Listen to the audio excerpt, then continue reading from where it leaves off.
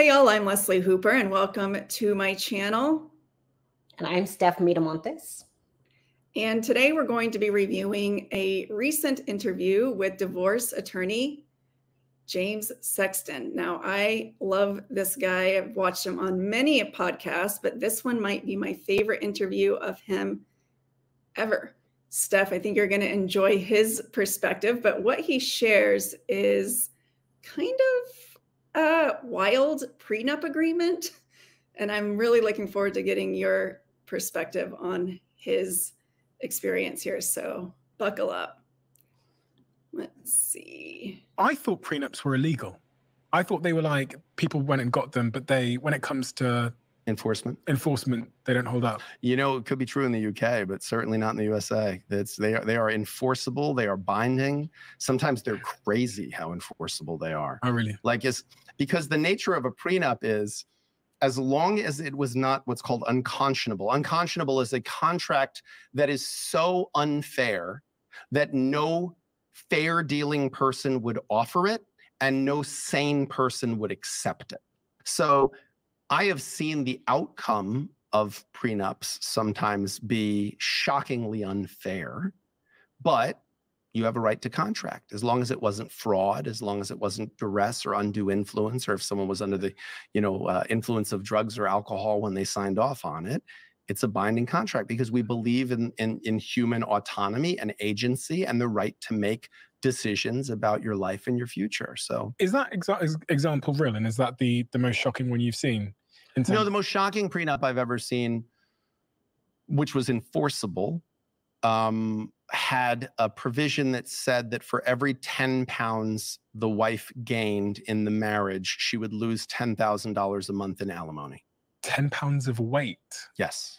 Yes. So it was a very wealthy man who was marrying a very attractive woman, but he was very concerned that she was going to become less attractive and he was going to become more wealthy. So his solution to this was in the prenuptial agreement. He wanted a clause that said she would get, if they divorced, she was going to get like $70,000 a month for alimony.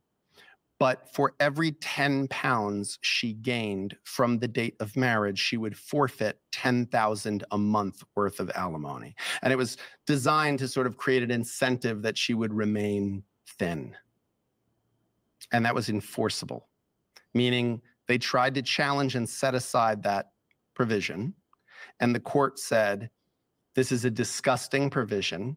I don't know why you married this person, but it's enforceable. It's a contract. The two of you signed it and you had a right to sign it and you agreed to these rules, and they may be ridiculous rules, but you agreed to them and you have a right to do that. Do you think that was love? Again, I think it's a kind of love. I think it's a form of love. Is it a form of love I'd be interested in? No, I think it's very shallow in some ways. There's something very honest about it. I mean, you can't argue with the fact that there's something very upfront about it. He was making very clear and putting in writing, here's the value you bring to this relationship. You know, I consider your physical appearance vitally important to this relationship. And by the way, don't skip the other side of that equation. Yeah. She was going to get $70,000 a month. That's a very impressive number.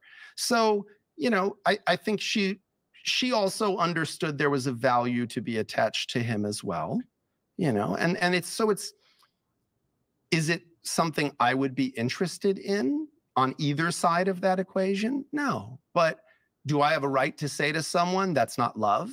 I don't think I have a right to say that to someone. I think that if this is an economy the two of you have agreed on, that, you know, as a lawyer, see, my job as a lawyer is not to look, like, I don't look at it that way. I look at the engineering of it. So like, if I'm representing her in that transaction, all I could think is, okay, so we're going to want her baseline weight to be as high as possible.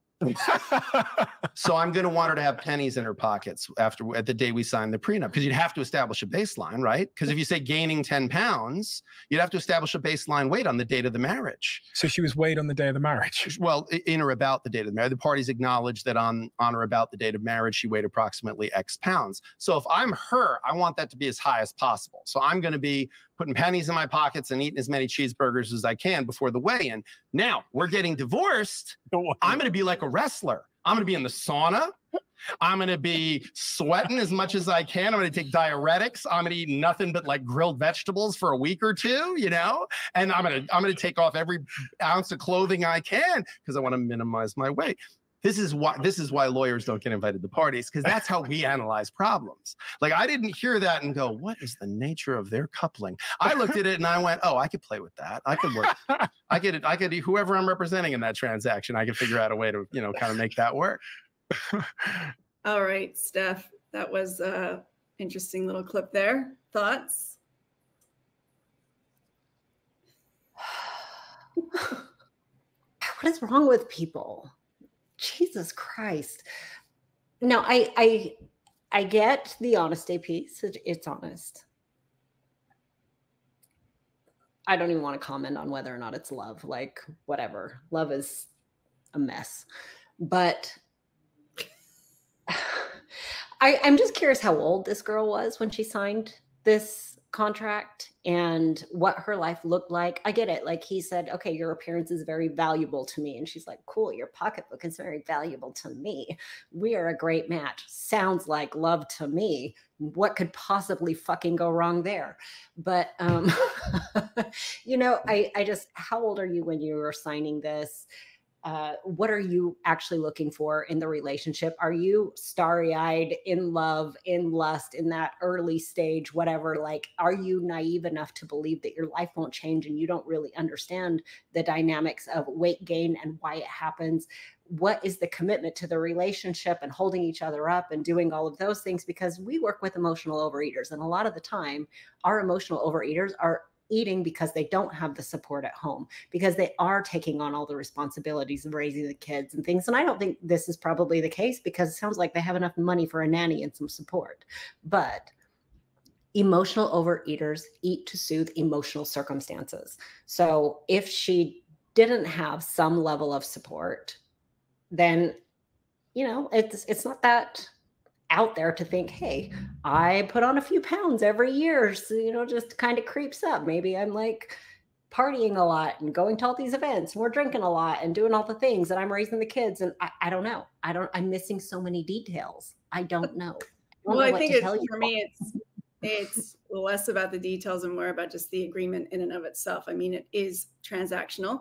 She is being compensated for her appearance, and that's the expectation. It's been laid out very clearly. She's also benefiting from this transaction as well. And I will say, I do respect the transparency, the honesty. It's, like he said, not a relationship I would be interested in, but I do acknowledge that resources are a big part of the dynamic in a relationship. And if he were to suddenly go bankrupt and broke, would she stick around in that dynamic?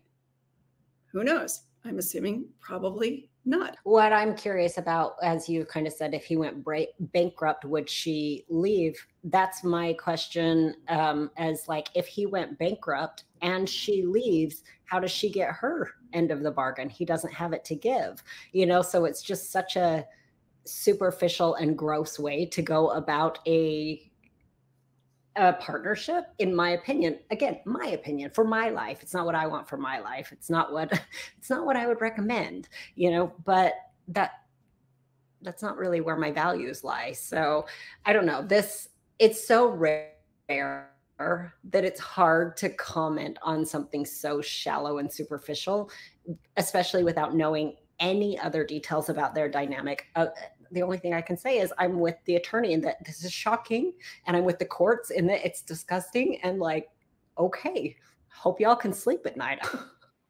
Thanks for tuning in. If you'd like to engage in more videos with us, then be sure to subscribe. And I'd love to get your thoughts and opinions on this crazy subject. Is this something that you would ever sign?